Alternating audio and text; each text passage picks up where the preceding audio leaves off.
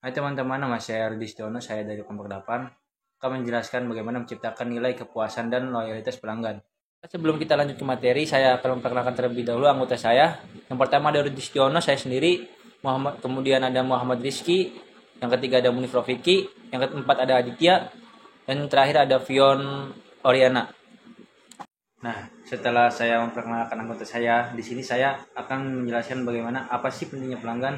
Jadi teman-teman, pentingnya pelanggan karena mereka memberikan pendapat untuk keuntungan bagi kita sebagai pemilik perusahaan dan mendukung reputasi merek, mendorong inovasi, mengurangi biaya pemasaran, memberikan dukungan dalam krisis, menyediakan data berharga, membentuk hubungan jangka panjang, memiliki pengaruh di pasar dan mendorong perbaikan terus-menerus dalam bisnis. Jadi dasar dari orientasi pemasaran adalah hubungan pelanggan yang kuat. Kemudian menciptakan pelanggan yang loyal adalah inti dari setiap bisnis. Dan pemasar yang berhasil adalah pemasar yang secara total memuaskan pelanggan dengan cara yang menguntungkan. Dan yang keempat, suatu bisnis disebut sukses adalah jika perusahaan tersebut berhasil mendapatkan dan mempertahankan untuk menumbuhkan pelanggan. Selanjutnya adalah perubahan orientasi perusahaan. Perubahan orientasi perusahaan itu pada zaman dahulu kita bisa lihat di slide itu adalah segitiga ke atas, di mana manajemen puncak, manajemen menengah, orang-orang garis depan, dan pelanggan. Di mana di diagram ini orang-orang garis depan itu adalah yang punya power, yang bertemu langsung dengan pelanggan, mereka yang berkomunikasi, yang berinteraksi dengan pelanggan. Jadi manajemen puncak tidak terjun langsung ke lapangan atau tidak berinteraksi langsung dengan pelanggan. Tetapi di diagram generasi modern yang berorientasi pada pelanggan itu zaman sekarang eranya adalah segitiga terbalik, di mana manajemen puncak dan manajemen menengah serta orang-orang garis depan semuanya dapat berinteraksi langsung dengan pelanggan. Di mana di sini semua punya power, semuanya punya pendekatan-pendekatan kepada pelanggan. Next, slide selanjutnya adalah persepsi pelanggan. Persepsi pelanggan mengacu pada cara individu atau kelompok pelanggan melihat, menilai, dan menginterpretasikan produk, layanan, atau merek suatu perusahaan.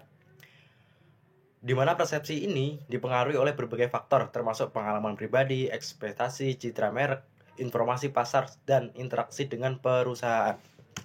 Next, persepsi pelanggan bisa kita lihat di diagram dari manfaat citra, biaya psikologis, manfaat personal, biaya energi, manfaat jasa, biaya waktu, manfaat produk, biaya moneter, total manfaat pelanggan, dan total biaya pelanggan, yang akhirnya menjadi nilai yang dipersepsikan oleh pelanggan.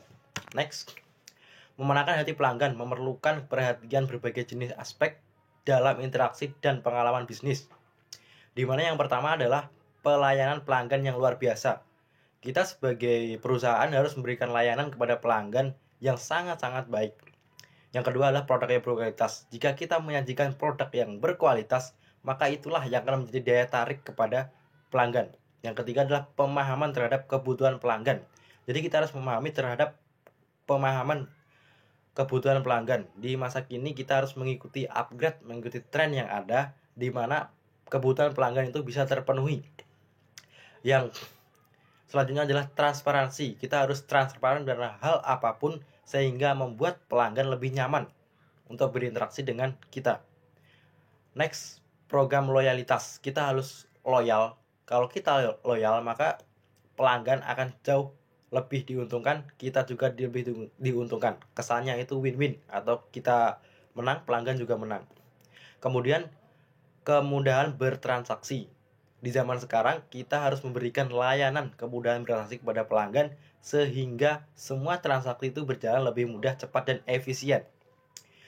Next, personalisasi pengalaman. Itu juga sangat penting di era sekarang adalah pengalaman dari personal masing-masing. Next, penanganan cepat masalah, di mana kita harus menangani suatu masalah dengan cepat dan juga lebih objektif. Jika kita menangani masalah dengan cepat, maka itu akan lebih objektif bagi perusahaan serta pelanggan. Next, komunikasi yang efektif. Dengan komunikasi yang sangat efektif, maka itu akan membuat jauh perusahaan menjadi lebih baik.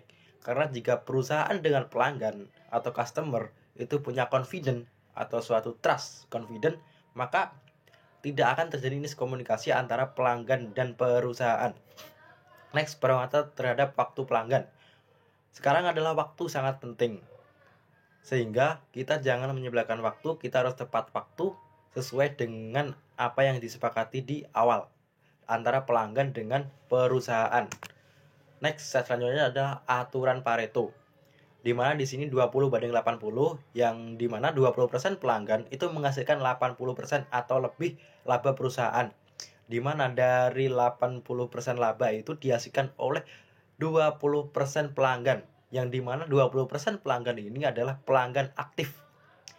Pelanggan aktif yang menjadi langganan, yang sering order di perusahaan kita dengan jumlah yang cukup banyak. Ya inilah yang akan menghasilkan laba 80% laba dari perusahaan, sehingga lebih laba dari perusahaan bisa tercukupi oleh 20% pelanggan tersebut. Warahmatullahi wabarakatuh. Baik, di sini saya akan melanjutkan presentasi slide ke-7. Manajemen hubungan pelanggan. Manajemen hubungan pelanggan, customer relationship management. Proses pengelolaan informasi rinci tentang pelanggan, perorangan, dan semua titik kontak pelanggan secara sesakma atau maksimalisasi loyalitas pelanggan. Titik kontak pelanggan. Semua kejadian di mana pelanggan menghadapi merek dan produk dari pengalaman aktual ke komunikasi pribadi atau massal hingga observasi yang biasa.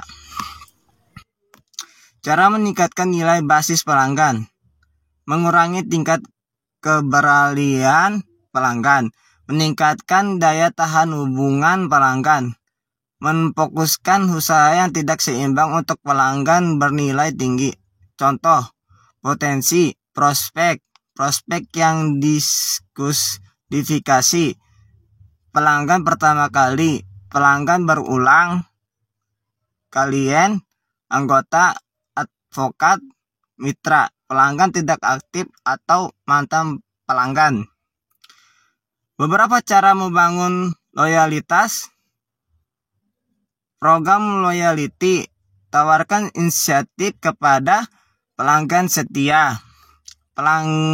Pelayanan unggul, tanggapi cepat dan ramah.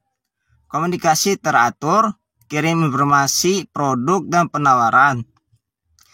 Cashback pelanggan, mintalah dan hargai umpan balik. Penawaran khusus, berikan diskon eksklusif atau akses awal. Pemasaran database. Ideal database konsumen. 1.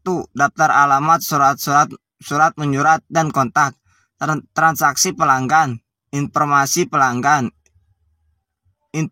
Informasi registrasi. Pertanyaan telepon. Cokis. Demografis. Fisikografis. Media grafis. Ideal database bisnis. Yang pertama, transaksi masa lalu. Yang kedua, volume, harga, laba masa lalu. Ketiga, status kontrak saat ini. Keempat, perkiraan bagian pemasok. Keempat, pesaing. Kelima, kekuatan dan kelemahan kompetitif. Kelima, praktik, pola, dan kebijakan pembeli. Sekian dari saya. Assalamualaikum warahmatullahi wabarakatuh.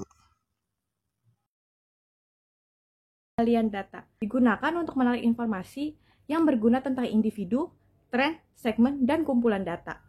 Cara penggunaan database: yang pertama, mengidentifikasikan prospek. Yang kedua, memutuskan pelanggan mana yang menerima penawaran tertentu. Yang ketiga, memperdalam loyalitas. Yang keempat, mengaktifkan kembali pembelian pelanggan. Yang kelima, menghindari kesalahan pelanggan serius. Masalah pemasaran database dan CRM. Proses membangun dan mempertahankan database membutuhkan investasi yang besar. Lalu, sulit membuat setiap orang dalam perusahaan berorientasi pelanggan dan menggunakan informasi yang tersedia. Lalu, tidak semua pelanggan menginginkan hubungan dengan pelanggan. Lalu, ada asumsi di belakang CRM tidak selalu benar.